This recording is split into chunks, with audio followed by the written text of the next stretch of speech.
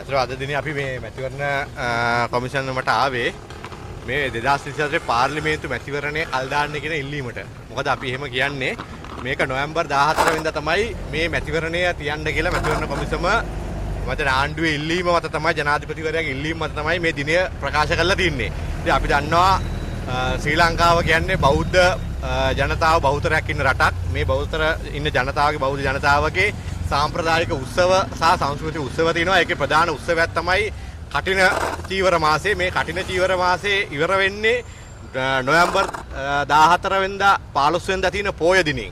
ඉතින් 14 වෙනිදා මැතිවරණය තිබ්බාම මේ සංස්කෘතික මංගල්‍යයට විශාල බාධාවක් සිද්ධ වෙනවා. ඒ නිසා අපි මැතිවරණ කොමිසමට කියනවා මේක වහාම කල් දාන්න කියන එක. நவம்பர் மாதம் 14ஆம் தேதிக்கான தேர்தல் திகதி அறிவிப்பு ஒரு பாரிய ஒரு பிரச்சனையை ஏற்படுத்தி இருக்கின்றது.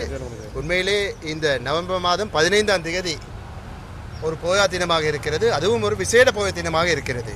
அந்த விசேட போயா தினத்துக்கு அண்மித்த காலங்களிலே பௌத்தர்களின் விசேஷ நிகழ்ச்சிகள் நடைபெற இருக்கிறது. நடைபெற்று அன்று 15ஆம் தேதி தான் அது நிறைவடையும்.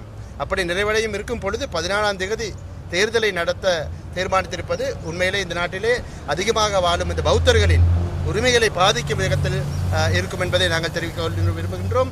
அது மட்டுமல்ல, தீபாவளிக்கு முதல் நாள் தேர்தல் நடந்தாலும் கூட இதனை நாங்கள் கண்டிப்போம். அதே போல் கிறிஸ்துமஸ் அன்னைக்கு முதல் நாள் தேர்தல் நடந்தாலும் கூட அதனை நாங்கள் எதிர்க்க வேண்டியிருக்கின்றது. ஆகவே எந்த விதமான மதத்துக்கும் எங்கள் இடையூறுகள் இல்லாமல் இந்த நாட்டிலே சரியான முறையிலே தேர்தல் நடத்தப்பட வேண்டும் என்று ஜனாதிபதி அவர்களிடம் நான் கேட்டுக்கொள்கின்றோம். அதே போல் இன்று தேர்தல் ஆணையாளரிடம் நாங்கள் இது சம்பந்தமாக ஜனநாயக கட்சி என்ற முறையிலே நாங்கள் நிச்சயமாக முறையீடு செய்யறதுக்கு இருக்கின்றோம்.